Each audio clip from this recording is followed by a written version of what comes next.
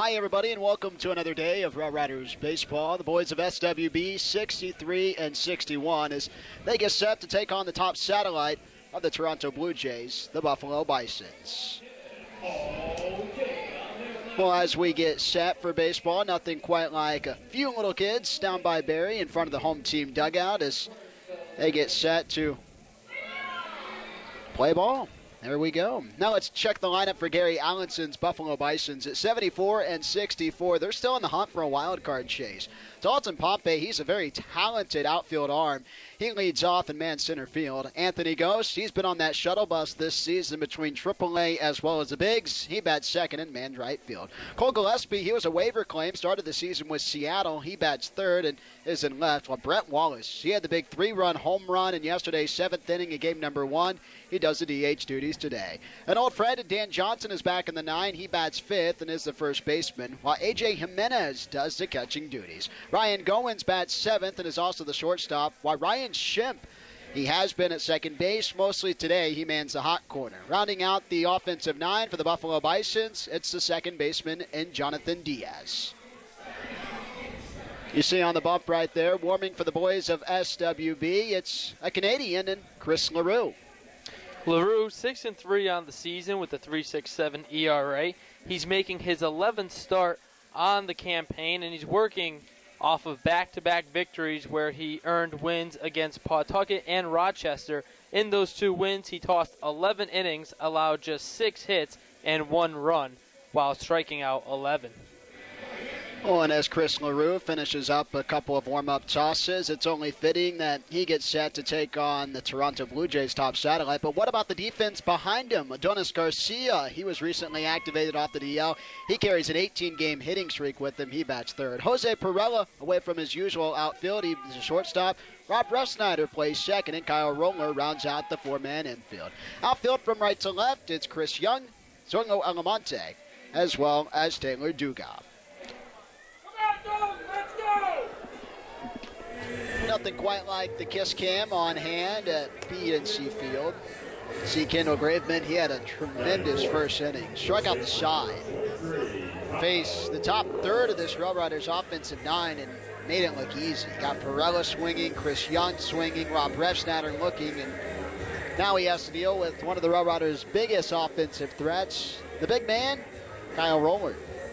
Roller, a big force for this SWB lineup. Clubbed this 16th home run as a RailRider, giving him 25 in all this season, having a very good year. And a lot of them, the thing that is most impressive about Kyle Roller, while the offensive numbers have been outstanding, a 280 average, you mentioned it, 16 home runs at this level. He has 25 between not only AAA but also at service time at AA Trenton.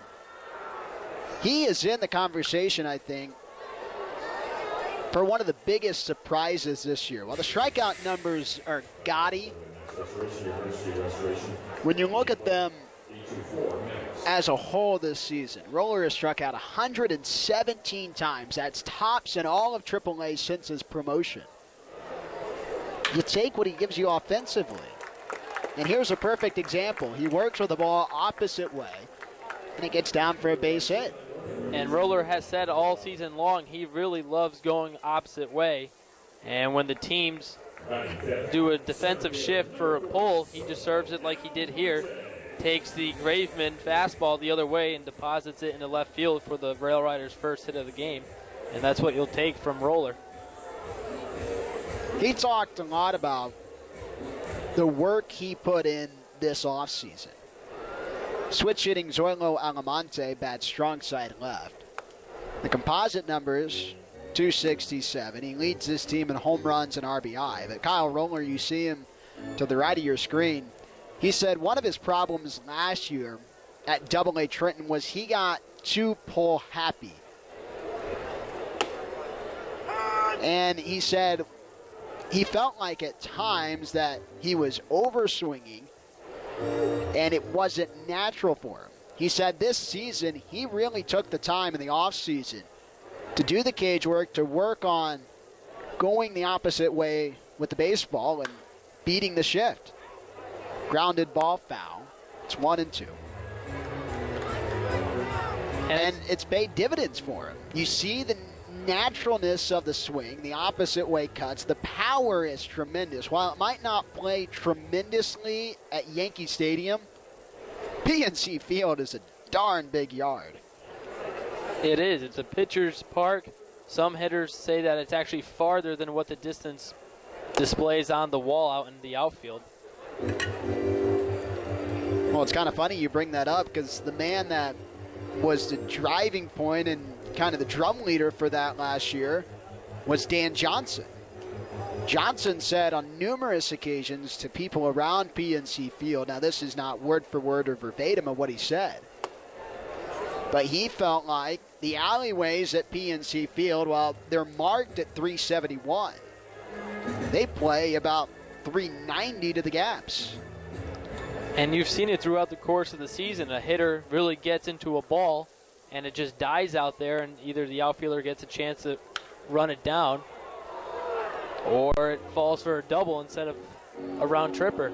I think the perfect example of a player we saw where that affected their swing, their ability in a lineup night in and night out was Russ Kanzler. How many baseballs did he have this season when he was a member of the RailRiders that seemingly just died of exhaustion in the alleyways? This one's driven to that left center field alleyway. Long run for Pompey, but you see the long strides. He covers a lot of ground quickly. There's one out. Pompey uses his speed, which he's known for, has played a pretty nice center field throughout this series. Did have a big error in the double header that led to a big inning for the RailRiders. But other than that, he's been pretty solid out there. Ramon Flores, nice to welcome him back into this lineup. 256 average, 7 home runs, and 23 RBI. He was a table setter for this squad before he hit the disabled list. That was during a series at the early part of the campaign. RailRiders were finishing up at the back end of a road trip through Louisville as well as Indianapolis. And Flores went down trying to beat a ball out to first. He had to be helped off the field with the assistance of his teammates. He had his left and right arms gathered around. One of them was Antoine Richardson. He was leading the way. And at that moment, you kind of just hoped that he would be back. 0-1 pitch, swing and a miss, it's 0-2.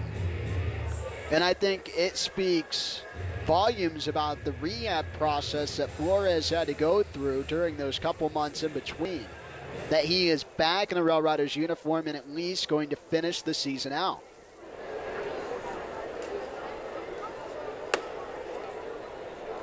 One-two. Graveman there looked like a two-seam fastball with that cut in on the lefty and Ramon Flores, and Graveman has looked pretty sharp early tonight. Roller, the first batter to get a hit against the righty.